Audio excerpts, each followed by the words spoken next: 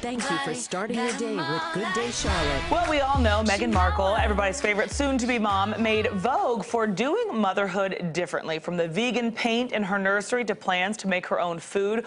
We all know moms are courageous and bold, right? And now you can create your own rules. We like that. Mom strategist Mia Redrick joins us this morning to talk about how we do this. Mom strategist, I love that, because this is something that you took as your life, right, as a mom, that you turned into a business. What is a mom strategist exactly? So what I do is help women renegotiate for themselves how to show up for themselves in motherhood, but also in their own lives. So maybe it means professionally go for that dream. Sometimes when we're moms, we think that just because we're a mom, we have to wait, or our kids are the only ones that get to go for it really big, or and a lot of times we're the biggest cheerleaders for our children, but we forget to do the same things for ourselves. So I support women with that. I love that, and you've turned it into a business, and it's such a great way to do that. Okay, so you have a couple rules here, which the first one is to make your own rules, right? What do you mean by that exactly? I mean, exactly that. Make your own rules. I think when we start motherhood, it doesn't come with a manual. Okay. Amen. And no one has a perfect way or perfect path for you. And I think it's important to understand that as a mom, that there's not just one way to do it. Make your own rules. It takes the pressure off. And in the same token, it gives you the freedom to choose and do what works. And that's, at the end of the day, the only thing that works in motherhood is what really works. Well, it was what works for you, right? That's exactly. correct. Someone told us going into at a wedding shower, actually, the advice for my husband and I was create your own normal, which we thought was so great too, because it's kind of the same mindset, right? But if it works for you, then it works.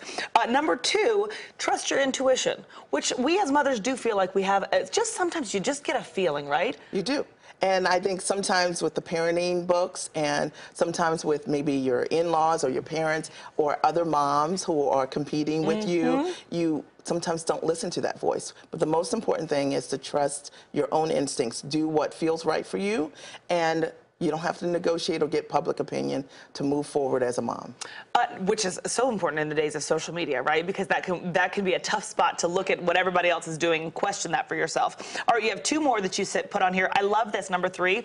Establishing family traditions, because not everybody grows up with family traditions, but it doesn't mean you can't just start the tradition, be the first generation of it, right? Absolutely. You can create your own traditions, or you can change existing traditions. And I see this with a lot of moms who struggle with, maybe for the holidays, they feel compelled to spend maybe Christmas, for example, with their family when they really want to be at home. Create your own traditions. Make something that works for you, work for everyone else, and just let people know what you want to do, and everybody else will adjust. Do you have a favorite one that you all do in your family? You know, what we do is we've always done movie night, but we do it, you know, in our pajamas, and we love it. We've been doing it for years. The kids love it.